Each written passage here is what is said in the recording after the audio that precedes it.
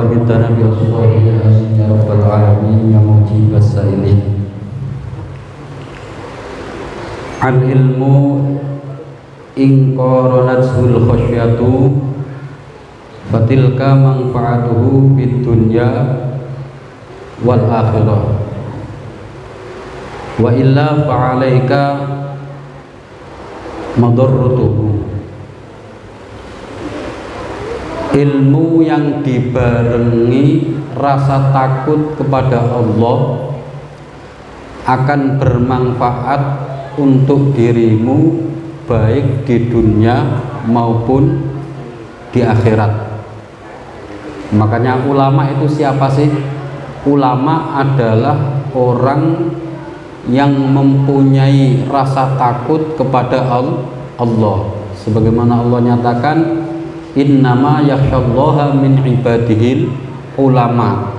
Jadi yang takut kepada Allah dari hamba-hambanya itu hanya para ulama. Jadi ilmu yang dibarengi rasa takut kepada Allah itu akan bermanfaat untuk diri kita baik di dunia maupun di akhirat.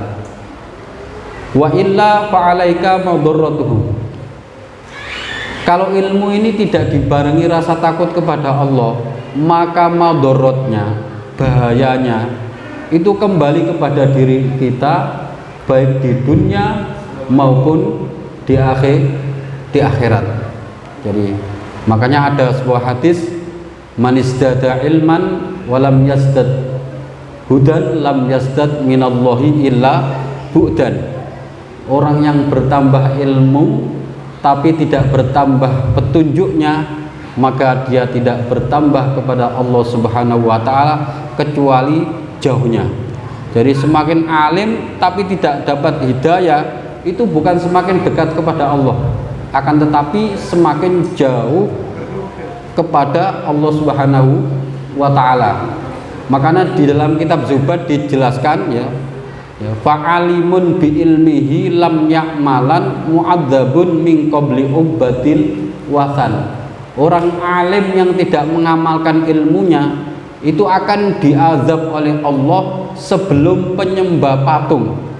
Jadi orang-orang alim tapi tidak mau mengamalkan ilmunya itu akan disiksa oleh Allah Subhanahu wa taala lebih dulu daripada mereka-mereka yang menyembah berhala, yang menyembah patung. Jadi saya ulangi lagi, ilmu yang dibarengi rasa takut kepada Allah itu akan bermanfaat untuk kita baik di dunia maupun di akhirat. Sebaliknya ilmu yang tidak dibarengi rasa takut kepada Allah itu akan membahayakan diri kita baik di dunia maupun di akhirat. Suatu contoh, kita tahu hukum judi itu haram, tapi kita langgar, nah itu azabnya ya, tanggung jawabnya itu semakin berat. Beda mereka yang tidak mengerti hukum judi itu haram, nah itu walaupun berdosa tapi dosanya itu tidak sebesar dan seberat orang yang ngerti, beda. Jadi pertanggungjawabannya itu lebih besar orang yang alim daripada orang yang jahil atau orang yang tidak mengerti. Apalagi tidak mengertinya ini karena jauh dari ulama atau orang yang baru masuk Islam, itu masih ma'dzur, masih dimaafkan, masih diampuni oleh Allah Subhanahu wa taala.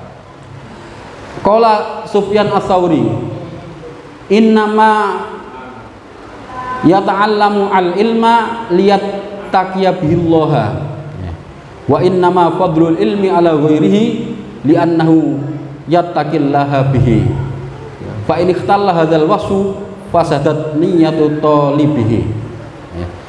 Imam Sufyan Ats-Tsauri berkata, seseorang belajar ilmu itu agar bertakwa kepada Allah, karena dengan dia belajar ilmu dia tahu mana halal, mana haram, mana hak, mana batil, mana benar, mana salah. Wa inna ma yata'allamu ilma liyattaqiya billaha wa inna ma fadlal ilmu ala ghairihi li'annahu yattaqillaha bihi. Kenapa orang yang alim ya itu lebih utama daripada orang yang jahil. Orang yang mengerti itu lebih utama daripada orang yang tidak mengerti. Karena orang yang mengerti itu akan memiliki ketakwaan. Dengan ilmunya dia tahu batasan-batasan yang telah ditentukan oleh Allah Subhanahu wa taala. Sehingga orang yang alim ini tidak akan melanggar batasan-batasan, ketentuan-ketentuan yang ditetapkan oleh Allah Subhanahu wa taala. Fa in ikhtalla hadzal maqsad wa fasadat niyyatu talibihi bi anistash'ara bihi at-tawassula ila manalin dunyawiyyin mimmalin aw jahin faqad batala ajruhu wa habita amaluhu wa khasira khusranan mubina. Apabila niatnya itu cacat, ya, contohnya orang mempelajari ilmu itu tujuannya untuk mendapatkan kedudukan yang bersifat duniawi, seperti pengen dapat harta, jabatan, maka pahalanya hancur. Faqad batala ajruhu wa habita amaluhu, amalnya itu lebur, ya. Wa khasira khusranan mubina, ya. Dan orang itu akan rugi, ya, dengan rugi yang nyata. Makanya dalam thalabul ilm, dalam mencari ilmu itu harus diluruskan niatnya. Jadi niat thalabul ilmi, belajar ilmu adalah satu liizalatil jahli, untuk menghilangkan ketidaktahuan. Yang kedua libtigho imardatillahi, supaya mendapatkan ridho dari Allah Subhanahu wa taala.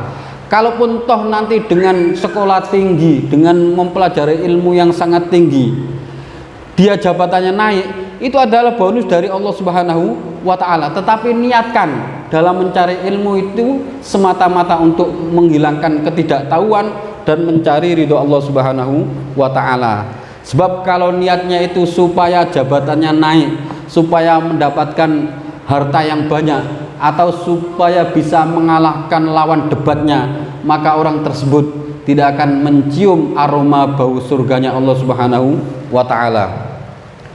Qala ta'ala man kana yuridu hartsal akhirati nazid lahu fi harthi. Allah Subhanahu wa taala berfirman, barang siapa yang mengharapkan, ya, balasan akhirat, maka Allah memberikan bonus kepada dia di dunianya.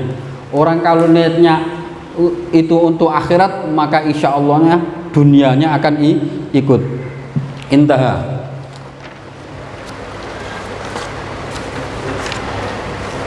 Mata alamaka ay aujada indakal alamu wal ghamu adamu iqbalin nasi alaika au tawajjuhum bidzammi ilaika farji ila ilmillahi ay ikna bi ilmihi fika, ya. Kewajiban introspeksi diri, ya. Jadi kalau kita itu dijauhin orang, atau ada orang dekati kita tapi mencaci maki, mencela kita, maka kembalikan kepada ilmunya Allah Subhanahu wa taala. Jadi cukup Allah yang tahu. Jadi ketika, ya, kita ini bersedih, ya, karena nggak ada orang yang mendekati kita, atau karena orang itu berpaling dari kita, menjauh, maka cukup kembalikan kepada ilmunya Allah Subhanahu wa taala. Wa kafa billahi alima, ya. Cukup Allah yang mengerti. Makanya dawuhnya Gusmi apa? Jadilah kamu seburuk-buruk manusia di mata manusia, tapi luhur di mata Allah, ya. Misalnya buka pengajian, yang ngaji sedikit, ya, mereka nggak mau datang, atau bahkan mereka datang itu mencaci, mencela, ngapain ngaji di situ, ustadznya begini, nggak usah berkecil hati, nggak usah. Cukup Allah yang tahu, ya. Cukup Allah yang tahu. Karena itu bisa dijadikan apa? Bahan untuk kita introspeksi. Sebab Allah itu senang kepada kita. Dengan kita diuji dengan ujian seperti itu, satu, kita akan muhasabah, akan koreksi diri. Ini yang kedua, kita itu tidak merasa tenang dengan manusia. Ya, buat apa sih kalau cuman baik di mata manusia tapi buruk di mata Allah? Itu nggak ada nilainya sama sekali, ya.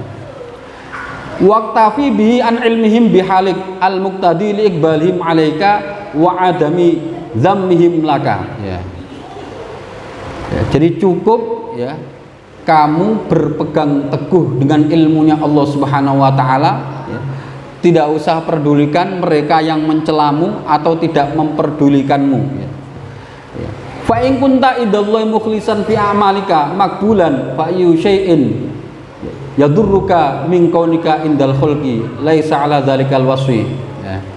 Kalau kamu itu benar-benar orang yang ikhlas di dalam beramal, diterima di sisi Allah Subhanahu wa taala, maka tidak ada suatu apapun yang dapat membahayakan kedudukan kamu di depan makhluk. Yang penting kita itu ikhlas di mata Allah Subhanahu wa taala. Enggak usah pedulikan cacian orang, tidak usah engkau pedulikan celaan orang. Cukup jalan terus. Kita yang penting berbuat baik. Sebab apa? Karena orang memandang kita itu enggak ada yang sama. Ada yang memandang kita itu baik, itu kalau orang yang senang kepada kita.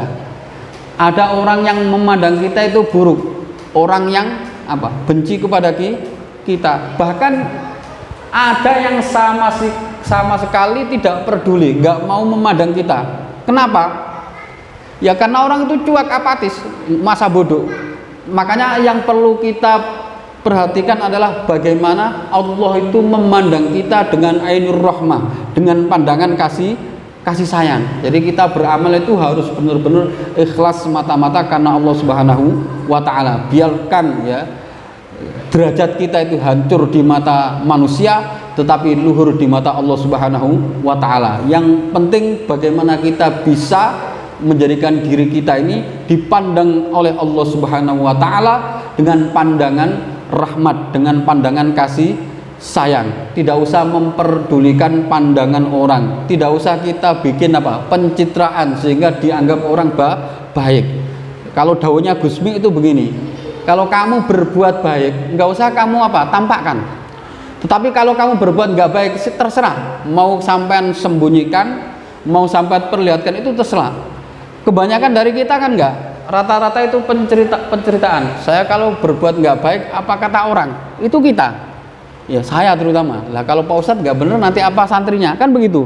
Itu masih pencitraan, berarti tingkatannya masih pencitraan. Belum ikhlas karena Allah, karena manusia, karena penilaian orang, bukan karena lillah.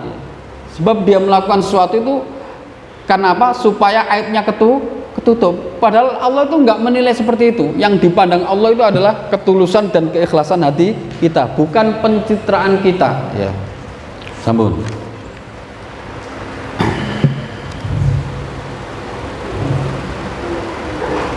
Wa in kunta hakiran mamkutan li adami ikhlasika fa ayu syai'in yang fauka min iqbalim alaika wa ridhahum anka wa sanaihim alaika. Ya.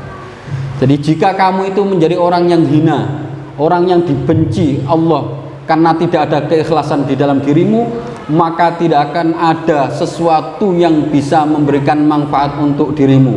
Walaupun santri kamu banyak, walaupun jamaah kamu banyak, walaupun simpatisan kamu banyak, mereka setia loyal terhadap dirimu, mereka menyanjungmu, tetapi kalau di hadapan Allah engkau tidak ikhlas, maka nilaimu tidak ada sama sekali. Oleh karena itu kita dalam beramal itu hendaknya ikhlas, karena ikhlas itu adalah ruhul a'mal, ya. Ikhlas itu adalah ruhnya amal. Sambung. Fa in kana la yukniuka ilmuhu bi an ahbabta an tudkhila ma'a ilmihi ilma ghairihi hatta yattali'a ala ikhlasika wa a'malika wa yu'azzimuka wa yakbanu 'alaika famusibatuka alhasilatu laka bi adami qana'atika bi ilmihi asaddu min musibatika alhasilati bi wujudil adaminhum bi dhimmatika wal iradi anka li anna adamal qana'ati bi ilmi ta'ala yarudduka ilaihim fa huwa musibatun wala budda wa adahum yarudduka ilaihi fa huwa faidatun fil waqi' wa nikmatun wa in kana musibatan fil zahir. Nah, ini. Apabila kamu tidak ikhlas, tidak puas dengan ilmunya Allah Subhanahu wa taala, Misalkan kamu memasukkan sesuatu selain ilmunya Allah di dalam dirimu, ya, sehingga orang lain ini bisa melihat keikhlasanmu dan amalmu, lalu mereka mengagungkan kamu dan menghadapmu, maka musibah yang engkau dapat karena tidak adanya keikhlasan dengan pengetahuan atau dengan ilmunya Allah Subhanahu wa taala itu lebih dahsyat, lebih berat daripada musibah yang engkau peroleh dengan celaan mereka terhadapmu. Kenapa? Karena tidak puas dengan ilmunya Allah itu akan mengembalikan kamu kepada manusia. Sebaliknya, jika celaan manusia itu akan mengembalikan dirimu kepada Allah Subhanahu wa taala. Ini adalah suatu manfaat yang besar dalam faktanya dan merupakan nikmat dari Allah Subhanahu wa taala. Sekalipun secara zahir itu adalah musibah. Paham tidak? Belum. Nah, kita cukup ridho dengan ilmunya Allah Subhanahu wa taala. Ini perintah kita untuk terus berbuat baik. Walaupun orang itu mencemooh kita, mencaci kita, tapi teruslah berbuat baik. Walaupun amal baikmu itu tidak dianggap baik oleh orang lain. Yang penting di mata Allah kamu adalah orang yang berbuat baik. Sebab kalau kita tidak puas dengan ilmunya Allah, orang lain itu melihat seolah-olah kita itu ikhlas. Akhirnya mereka simpati sama kita, jadi pengikut kita, sehingga mereka mengagungkan dan takdim terhadap kita. Ini lebih bahaya. Dibandingkan apa? Mereka mencelamu dan menghujatmu. Jadi orang yang menyanjung kita, orang yang menghormati kita, tapi dasarnya kita beramal itu tidak ada keikhlasan, ya. Walaupun itu secara zahir adalah nikmat, tapi sebenarnya ini azab. Misal ada tokoh masyarakat, dia jadi panutan, banyak simpatisannya, banyak jamaahnya. Tapi tokoh masyarakat ini nggak ada keikhlasan dalam beramal. Dia beramal nggak karena Allah, tapi karena apa? Nyari popularitas, nyari sensasi, supaya apa? Supaya viral. Ya. Itu akan lebih besar bahayanya, ya, daripada apa? Si tokoh masyarakat ini dicaci maki orang, dihujat orang. Kenapa? Sebab kalau orang-orang simpatisannya itu menghadap kepada si tokoh masyarakat ini dengan pujian, ya, dengan sanjungan, tetapi orang ini tidak ikhlas dengan ilmunya Allah, itu akan menjerumuskan si tokoh masyarakat tersebut kembali kepada siapa? Manusia. Dia terperdaya, tertipu dengan pujian dan sanjungan orang. Lah ini lebih besar bahayanya dibanding apa? Si tokoh masyarakat ini dihujat, difitnah, ya. Justru ini merupakan nikmat, karena orang ini akan kembali kepada Allah. Saya udah berbuat baik tapi masih dicemooh orang, masih difitnah orang. Dia jadi ngadu sama Allah. Itu lebih bermanfaat. Walaupun secara zahir ini adalah musibah, difitnah, dicaci, dihina. Dulu Gus Dur itu pernah kan membuat suatu kebijakan baik tapi dihujat sama orang. Tapi Gus Dur happy aja, karena dengan begitu Gus Dur ini ingat Allah, ngadu sama Allah. Daripada nanti di backup, di backingin tapi nggak bener, itu malah bahaya sekali.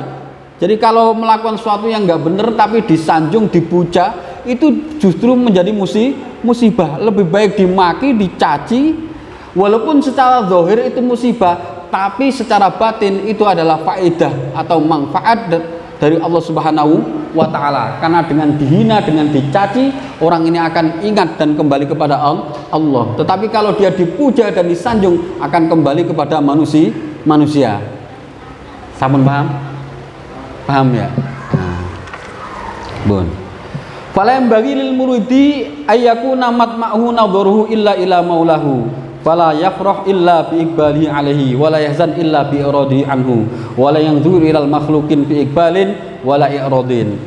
Maka tidak pantas bagi seorang murid, orang yang menempuh jalan spiritual menuju Allah Subhanahu wa taala, ayyakuna matma'un nadhari illa ila maulahu. Jadi seorang murid itu hendaknya pandangannya itu hanya tertuju kepada Allah Subhanahu wa taala. Jangan menoleh kanan kiri melihat pandangan makhluk ya. Wala yafrahu illa bi iqbalihi alaihi. Seorang murid itu enggak usah bergembira kecuali dia itu menghadap Allah. Dan seorang murid tidak boleh bersedih kecuali si murid ini berpaling dari Allah. Tidak usah melihat pandangan makhluk. Wala yang zuru ilal makhlukin fi iqbalin wala iradin. Enggak usah melihat makhluk. Saya itu Pak ya, mau ada orang ngaji, mau enggak, itu saya happy aja. Saya enggak sedih kalau ada ngaji, tanya itu si Ami yang mungkin yang udah ikut saya lama. Ada orang ngaji ya saya ajarin, enggak ada yang ngaji saya ngaji sendiri. Saya tidak pernah bersedih dengan nggak adanya orang ngaji, enggak. Karena tujuan saya bukan untuk mencari sesuap nasi bahasanya. Ya. Jadi banyakan orang itu kan enggak. Kalau udah banyak orang yang ngaji semangat. Tapi ketika nggak ada yang ngaji itu sedih, prihatin. Salah. Kita itu tujuannya satu, hanya pengen dilihat, dipandang oleh Allah Subhanahu wa taala. Makanya saya kalau ada yang ngaji mau pagi, sore, siang, malam, ya saya biasa aja. Nggak ada yang ngaji juga biasa aja. Karena tujuan saya itu ada yang ngaji ya saya ajarin, nggak ada yang ngaji sendiri, udah gitu. Karena jalan tuh menuju Allah itu kan banyak sekali, tidak cukup ngaji. Ya kalau nggak ada yang ngaji saya wiritan tuh, ngaji sendiri. Banyak kan orang kan nggak, kalau muridnya santrinya banyak itu gembira, seneng. Tapi begitu santrinya habis sedikit itu prihatin, sedih. Jangan. Seorang kiai yang konsis, ya, itu apapun yang terjadi itu harus memegang prinsip yang teguh, nggak boleh guncang, ya. Karena yang banyak terjadi di masyarakat itu semangat kalau banyak. Karena keberhasilan seseorang itu tidak diukur dari kuantitasnya, ya. Kesuksesan sebuah pengajian itu tidak diukur banyak sedikitnya, tetapi keistiqomahnya. Makanya amal yang paling disenangi oleh Allah itu adalah amal yang kontinu, yang konsis, walaupun sedikit. Ahabul a'mali ilallahi adwamuha. Amal yang dicintai Allah itu adalah amal yang kontinu. Wa in qalla, walaupun sedikit. Sekalipun yang ngaji itu cuma satu orang, misal Ami gitu, ya tetap saya ajarin kalau datang. Lah kalau Ami nggak datang di rumah gitu, ya saya ngaji sendiri, wiritan sendiri. Itu saya nggak pernah ambil pusing. Yang penting saya udah meluangkan waktu untuk ngajar. Soal orang itu mau belajar atau enggak itu udah bukan kewajiban saya. Yang punya anak yang kewajiban ngajarin siapa? Bapaknya, orang tuanya. Nah, kalau ada kemungkaran, tugas kita cuma menyampaikan, soal dipakai dan tidak itu sudah gugur. Tapi kalau ada kemungkaran, kiainya kok diem, dosa, ya. Idza dzahara bidah wa sakatal alim fa alaihi la'natullah. Kalau kemungkaran itu merajalela, orang yang ngerti kok tahu, maka laknat Allah yang akan didapat. Misal waktu khotib khutbah malah bagi makanan, ini kan bentuk mungkarat gitu, ya, bagi nasi misalnya. Ya tugas saya menyampaikan, lah pengurusnya mau mengeksekusi enggak itu bukan urusan kita. Yang penting kita sudah menyampaikan. Nah ini suatu contoh, ya. Jadi hendaknya tujuan murid itu ada fokus menuju Allah Subhanahu wa taala. Enggak usah tengok kanan kiri, ya. Enggak usah tengok kanan kiri. Tidak usah bergembira dengan banyaknya simpati yang mengikuti si murid, ya. Dengan banyaknya simpatisan yang mengikuti si murid atau dengan banyak santri yang mengikuti si murid. Juga nggak usah berdiri, nggak usah bersedih, nggak usah bersedih hati, nggak usah istilahnya bingung dengan sedikitnya santri yang mengikuti si murid. Karena murid itu dianjurkan hanya fokus, ya, mendapatkan nazrah, pandangan dari Allah Subhanahu wa taala, wala madha wala dhamma fa innahum la yakunu anhu minallahi taala syai'an, ya. Kenapa? Karena mereka, ya, orang-orang yang mencela atau yang simpati itu sama sekali tidak bisa mencukupi dari Allah Subhanahu wa taala, nggak bisa. Walaupun mereka itu punya santri banyak, punya jamaah banyak, tetap nanti yang bertanggung jawab di hadapan Allah itu adalah sendirian. Ya. Mungkin dari sini ada pertanyaan, silakan. Untuk pertanyaan bebas, monggo, Pak. Silakan. Barangkali ada yang tanyakan yang kurang jelas, silakan.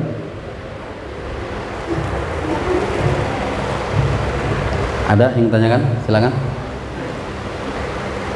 Kalau nggak ada, saya lanjutkan. Ada? Ya.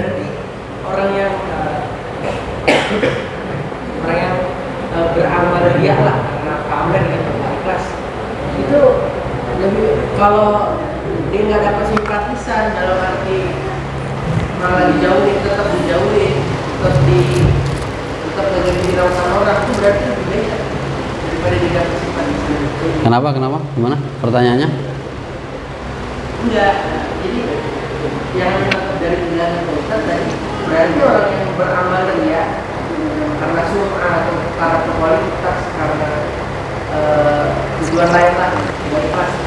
Berarti kalau dia beramal nggak ikhlas begitu, lalu dia dihujat atau tidak dihargai oleh orang, nggak ada yang puji, tidak ada yang mimpi, itu berarti lebih baik bagi si orang yang amal dia ini daripada dia dapat simpati energi, daripada dia dapat yang penghirawat. Begini, kalau soal masalah amal itu kan sudah dijelaskan di Al-Quran. In tubdus shadaqati fa ni'mahi wa in tukhfuha wa tu'tuhal fuqara'a fa huwa khairul lakum. Jadi sudut pandang ilmu fikih dengan ilmu tasawuf itu beda, Pak. Kalau dalam fikih, ya, in tubdus shadaqati fa ni'mahi. Jika engkau memperlihatkan sedekah, maka sebaik-baiknya sedekah adalah sedekah yang kau perlihatkan. Misal Pak Ustadz Maulid ngambil berapa?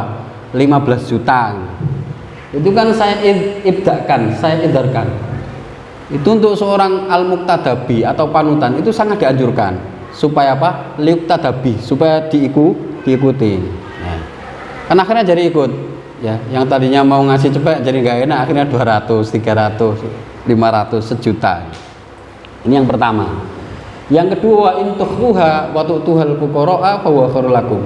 Jika kau memberikan sedekah dan menyembunyikannya, maka itu akan lebih baik buat kamu. Ada kan orang yang beramal itu nggak mau dicatut namanya, tulis namanya, tapi cukup di hamba Allah supaya apa? Supaya tidak teridentifikasi, supaya dia selamat dari apa? Riya, ya, pamer dan lain sebagainya. Itu. Lah itu pun baik. Nah, yang nggak baik itu adalah yang nggak mau beramal. Nah, terus konteksnya dengan kajian kita pada malam hari ini, itu artinya hendaknya kita itu beramal semata-mata karena Allah, jangan karena selain Allah. Jadi teruslah beramal, teruslah berbuat baik, walaupun orang itu mencelamu, menghujatmu, ya, mengfitnahmu, tapi tetaplah beramal karena Allah. Karena itu bukan suatu jaminan, ya. Dengan banyaknya pengikut, dengan banyaknya santri, itu kelak mereka akan dapat menyelamatkan kita. Itu bukan sebuah jaminan, enggak. Ini perspektif ilmu tasawuf. Makanya Gusmi itu kan apa? Dawuh begini, ya. Jadilah kamu seburuk-buruk manusia di mata manusia, tapi luhur di mata Allah. Biarkan orang lain menganggap kita itu sampah, ya. Karena orang memandang kita itu kan beda-beda. Kalau yang seneng dengan kita, walaupun kita itu nggak baik, tetap baik. Lah misal sampean lah yang ngaji di sini, karena udah jadi simpatisan atau zamannya Pak Ustadz walaupun kurang tetap aja sampean itu tutup mata. Ya kita liatin positifnya aja lah Pak Ustadz. Walaupun ada sisi kurangnya, orangnya keras dan sebagainya. Saya yakin itu kalau orang yang seneng loh ya. Tapi kalau orang yang benci, ya, walaupun kita udah ngasih teladan yang baik, ngasih contoh yang baik, tetap aja orang itu memandangnya sinis. Apain sih Ustadz kayak begitu? Orangnya keras, orangnya ini dan lain sebagainya pokoknya. Orangnya kaku dan lain sebagainya. Itu ada aja itu. Lah kita nggak usah mandang mereka berdua. Yang perlu kita fokus itu ada pandangan siapa Allah. Yang penting kita terus berbuat baik, walaupun orang menilai kita itu buruk, atau walaupun orang itu menilai kita baik, karena semua itu nggak akan berpengaruh. Lah yang berpengaruh itu apa? Yang berpengaruh itu kita ikhlas di hadapan Allah Subhanahu wa Ta'ala, ya. Tapi kalau kita itu menjadi orang yang mamkut itu artinya orang yang dimurkai oleh Allah, orang yang hakir, orang yang hina di mata Allah, tapi Walaupun toh pengikut kita itu banyak, santri kita itu banyak, mereka tidak akan bisa membela kita, tidak akan bisa menyelamatkan kita. Karena di mata Allah kita itu orang yang hina.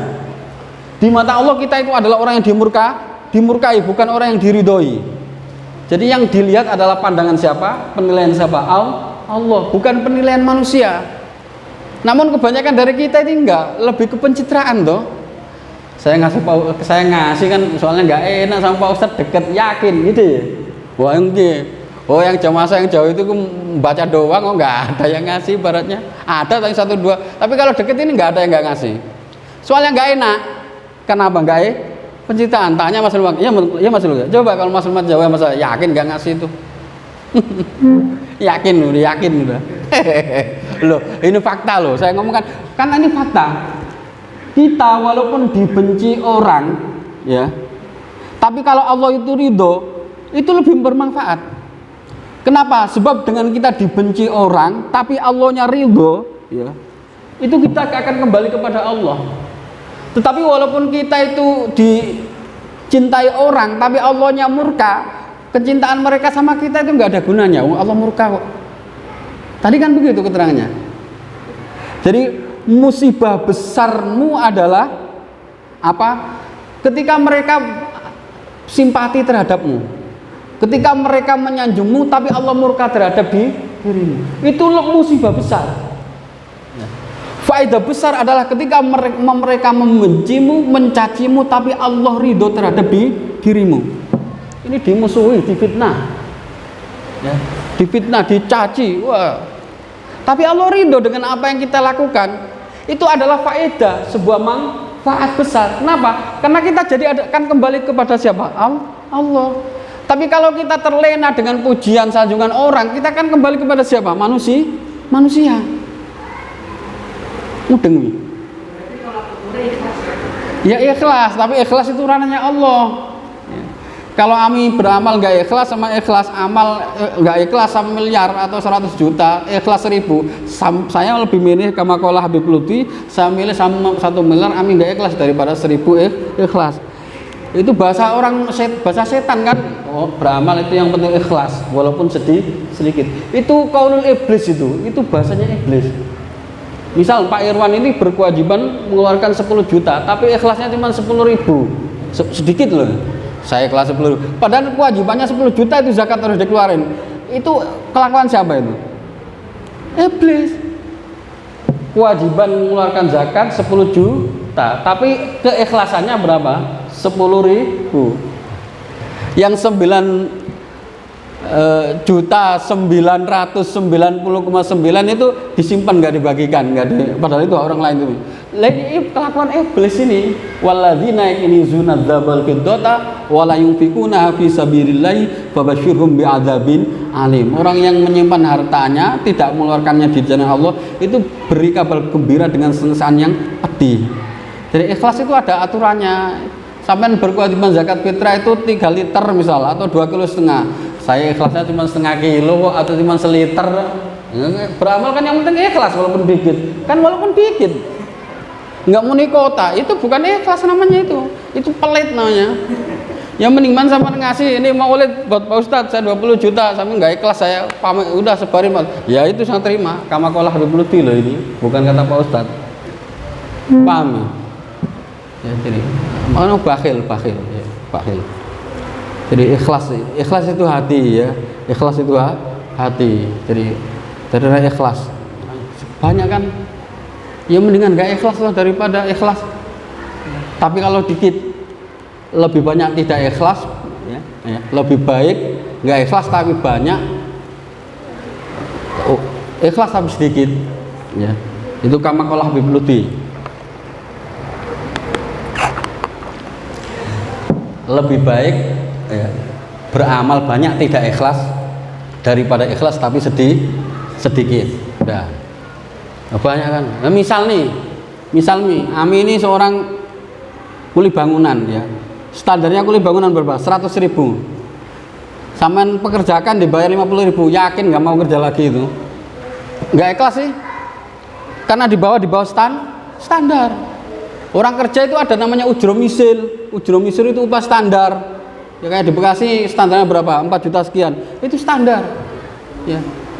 Kuli bangunan standarnya 50.000, sampean suruh kerja dibayar berapa? 25.000. Yakin nggak mau balik kerja lagi? Yakin, potong tangan saya. Ya. Karena yang ngasih ikhlasnya 25.000. 25.000. Ya nggak kuat. Jangan bermental bakhil ya. Jangan bermental bakhil. Itu mental orang agama Islam ya, kalau dipegang orang bermental pelit itu nggak akan maju. Ya. Makanya kemarin saya itu ceramah tentang bab ekonomi. Saya di At-Taubah itu ceramah ekonomi. Jadi orang Islam itu harus kaya. Ya, seperti kama qala Imam Syafi'i ya. Ij'alid dunya fi aidina. Ya Allah, jadikan dunia ini di dalam genggamanku. Dunia ini harus kita kuasai. Wala tajalid dunya fi qulubina, tapi jangan jadikan dunia ini dalam hatiku. Kenapa? Karena kama qala Luqmanul Hakim, seperti yang dikatakan Luqmanul Hakim. Luqmanul Hakim itu ba'dul hukama ya. Ini namanya ada di apa? Di Al-Qur'an, surat Luqman. Luqman itu pernah berwasiat kepada putranya, "Ya bunaya, ya. Istagni bikasbil halal anil fakri." Wahai anakku, ya. Jaga dirimu dari kefakiran dengan bekerja halal. Fa innahu la yusibu fakrun la yusibu illa salasu khisolin. Karena orang yang fakir itu pasti akan ditimpa 3 bencana. Yang pertama apa? Rikotun fidini. Jadi akidahnya itu lemah. Makanya sasaran misionaris itu mereka-mereka yang apa? Yang secara ekonomi itu lemah, imannya bisa dibeli dengan apa? Mie instan, dengan beras. Biasanya orang-orang pedalaman itu yang jadi target para misionaris pemurtadan, ya, pengkristenisasi, itu mereka yang imannya lemah. Karena orang melarat itu akidahnya lemah. Rikotun apa? Fi dinihi, akidahnya lemah sehingga mudah dibeli. Yang kedua, wadufun fi akli, orang melarat itu EQ-nya lemah. Orang yang kalau kurang protein, kurang susu, itu kurang cerdas otaknya. Coba orang yang gizi buruk itu suruh berpikir intelek itu nggak bisa. Wong kurang gizi kok. Ya kurang gizi, gimana otaknya mau cerdas? Ya. Wadufun fi akli. Yang ketiga, zahabu muruatihi. Orang kalau melarat itu harga dirinya itu nggak ada, kurang. Ya. Ini kama qala Luqman, bukan kata saya. Wa adzam min hadhihi salasah apa? Yang lebih besar dari 3 ini apa? Istighfafun nasibi. Jadi diremehkan orang. Orang kalau melarat itu orang akan mandang sebelah mata. Coba orang kaya kalau ngomong itu kun, Pak. Jadi beres ini ya, berapa Pak Ustadz Maulid? Saya ngambil sekian. Beres itu tuntas. Tapi kalau orang-orang pelit, bakhil, ya jadi penonton. Ya, nawar. Untuk agama itu dibuat orang nawar. Makanya paling nggak suka saya. Saya nggak suka orang pelit gitu. Orang pelit itu dibenci Allah ya. Ya, ba'idu minallah, jauh dari Allah. Ba'idu minan nas, jauh dari manusia. Qarabu minan nar, itu dekat tempatnya, alamatnya dekat neraka itu. Ya. Ya. Ba'idun minal jannah, jauh dari surga. Itu kalau orang bakhil. Jadi paham ya? Jadi lebih baik beramal banyak enggak ikhlas daripada sedikit ikhlas. Kenapa? Karena secara otomatis nanti ikhlas dengan sendiri. Sama aja tadi kan ilmu. Ilmu itu akan bermanfaat untuk diri kita di dunia dan akhirat jika disertai dengan rasa takut kepada Allah. Ilmu itu nggak akan ada gunanya sama sekali apabila tidak dibarengi dengan rasa takut kepada Allah. Saya kira itu cukup ya. Cukup? Ya, masih kita tutup. Ila hadratul Bismillahirrahmanirrahim.